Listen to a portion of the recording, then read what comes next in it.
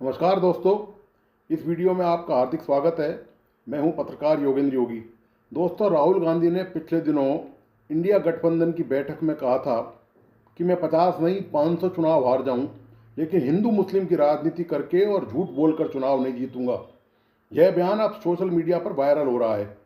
राहुल के इस बयान के वायरल होने के अगले दिन ही उन्हीं की पार्टी के केरल के मुख्यमंत्री वीडी सतीशन ने इस बयान को ही आईना दिखा दिया। शनिवार को केरल के मुख्यमंत्री सतीशन ने तिरुवनंतपुरम में आयोजित आरएसएस के शताब्दी समारोह के तहत संघ के सरसंघचालक मोहन भागवत द्वारा संबोधित कार्यक्रम में शामिल हुए 3 वाइस चांसलर से माफ़ी मांगने को कह दिया। क्या यह सांप्रदायिकता नहीं है? क्या यह कुलपतियों का अपमान नहीं है? मुख्यमंत्री किस आधार पर माफ़ी मंगवा रहे हैं? क्या जिसके विचार आपको पसंद नहीं है उसे सुनना क्या अपराध है? क्या मुख्यमंत्री सतीशन ने मुसलमानों और राहुल गांधी को खुश करने के लिए यह नहीं कहा? फिर भागवत के विचारों से कोई असहमत हो सकता है, किंतु देश के प्रति उनकी निष्ठा पर कोई शक की गुंजाइश नहीं है। क्या कांग्रेस इतनी कमज़ोर है कि महज भागवत को सुनने मात्र से ढह जाएगी? यह पहली बार नहीं है जब कांग्रेस ने मुसलमान वोट बैंक के लिए ऐसी हरकत की है।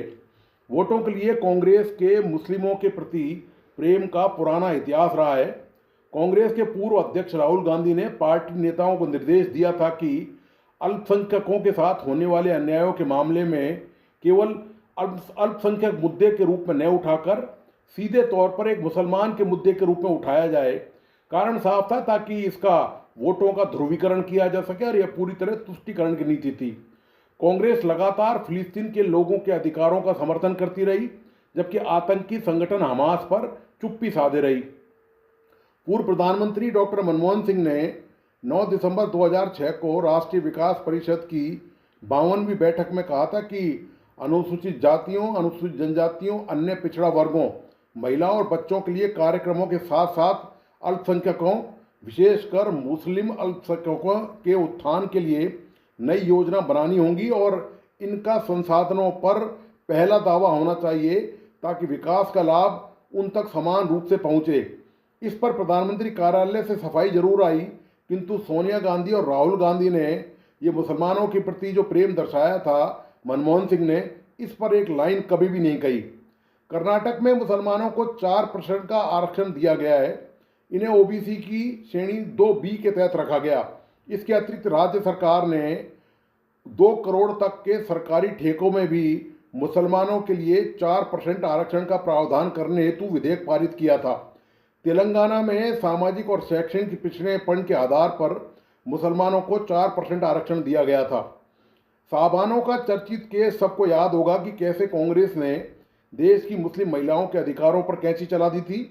सुप्रीम कोर्ट ने साहबानों को गुजारा भत्ता देने का आदेश दिया था, जिसे तत्कालीन राजीव गांधी सरकार ने कानून बनाकर पलट दिया था। फरवरी 2019 में जब केंद्र की नरेंद्र मोदी सरकार मुस्लिम महिला विधेयक लाई तो कांग्रेस ने संसद में इसका पुरजोर विरोध किया था। हालांकि मोदी सरकार इस कानून को बनाने में कामयाब हो गई। संसद पर हमले के दोषी आतंकी अफजल गुरु की फांसी पर भी कांग्रेस ने जबरदस्त पॉलिटिक्स की। कांग्रेस नेता शशि थरूर ने कहा था कि संसद हमले के दोषी गुरु को फांसी देना गलत था। जिस आतंकी बुरहान वानी को भारतीय सेना ने एनकाउंटर में ढेर किया था, उसे कांग्रेस पार्टी जिंदा रखने की बात कहती है। कांग्रेस में कश्मीर में पार्टी के नेता सैफुद्दीन सोज ने कहा था कि उनका बस चलता वह आतंकी बुरहान वानी को जिंदा रखते।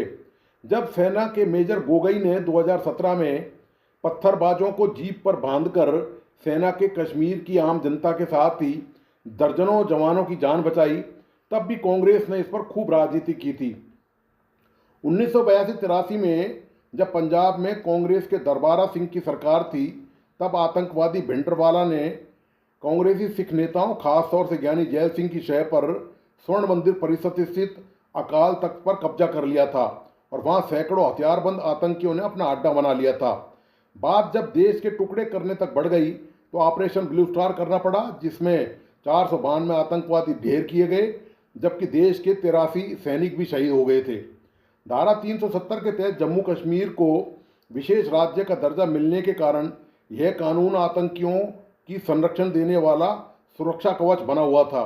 जिसे केंद्र की मोदी सरकार ने ख़त्म कर दिया। इसके ख़त्म करने पर पाकिस्तान की तरह कांग्रेस भी खूब बिलबिलाई थी। राहुल गांधी ने कहा था कि कांग्रेस सत्ता में आने पर राज्य का दर्जा वापस बहाल कर देगी। उत्तर प्रदेश के कुख्यात गैंगस्टर रहे मुख्तार अंसारी की तत्कालीन कांग्रेस की अमरिंदर सिंह सरकार ने पंजाब की रोपड़ जेल में मेहमानों की तरह आवभगत की थी। उसके केस और कानूनी खर्चों पर 55 लाख रुपए का खर्चा आया। बाद में मुख्यमंत्री भगवंत मान ने इसका भुगतान सरकारी खजाने से करने से साफ इनकार कर दिया था। मान सरकार ने कहा था कि यह रकम तत्कालीन कांग्रेसी मुख्यमंत्री कैप्टन अमरिंदर सिंह और पूर्व जेल मंत्री सुखजिंदर सिंह रंधावा से वसूली जाएगी। यूपी में बीजेपी की योगी सरकार आने के बाद मुख्तार अंसारी को एनकाउंटर का डर था, इसलिए उसने पंजाब जेल में खुद को सुरक्षित माना।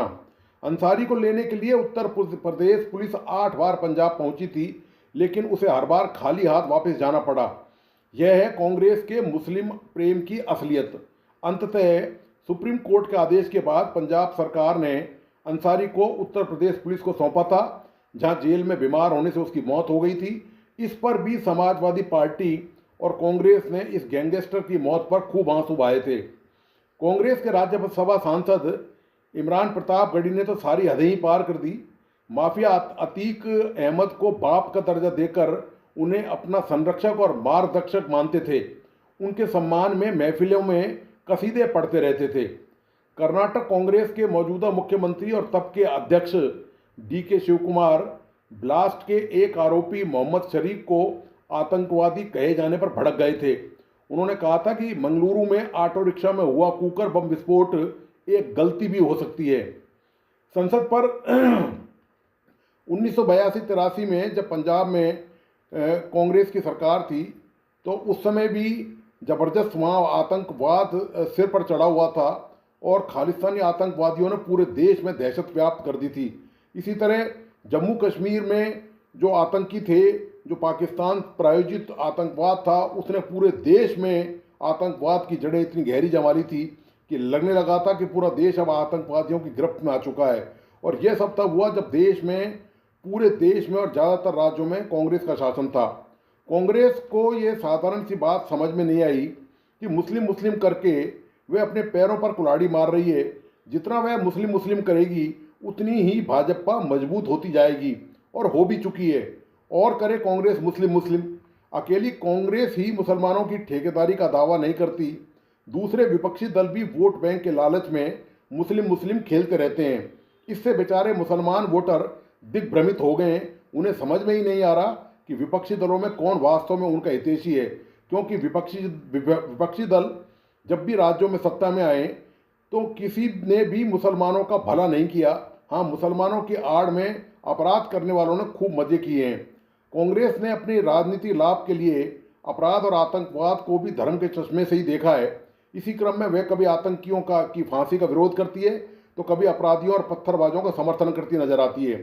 सच्चाई यह है कि देश में मुसलमानों के विकास की हालत ज़्यादा अच्छी नहीं है। विपक्षी सरकारों के मुस्लिम प्रेम की कलेगी इसी से खुल जाती है कि उन्होंने देश में मुसलमानों को मुख्य धारा में आने ही नहीं दिया। दशकों तक केंद्र में और देश के ज़्यादातर राज्यों में कांग्रेस की सरकारें रही, किंतु देश के मुसलमान विकास की मुख्य धारा में शामिल नहीं हो सके। कांग्रेस और विपक्षी दलों ने मुसलमानों को भाजपा से डरा डरा कर सिर्फ अपना ही उल्लू सीधा किया है। कांग्रेस और विपक्षी दलों को बार बार मुसलमान मुसलमान पुकारना ही भारी पड़ गया। भाजपा ने इसे लपक लिया और हिंदू हिंदू करके खुले मैदान में आ गई। ममता बनर्जी ने भी मुसलमान मुसलमान किया था। आज उसकी पार्टी का अता पता तक नहीं मिल रहा है।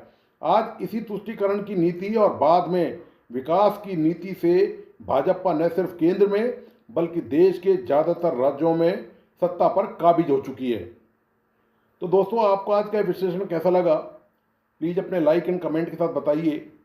इस वीडियो को अपने दोस्तों और परिजनों को जरूर शेयर करें। मेरा तमाम दोस्तों से आग्रह है कि प्लीज़ इस यूट्यूब चैनल को लाइक करें, सब्सक्राइब करें एवं बेल आइकॉन का बटन जरूर दबाइए। धन्यवाद, नमस्कार।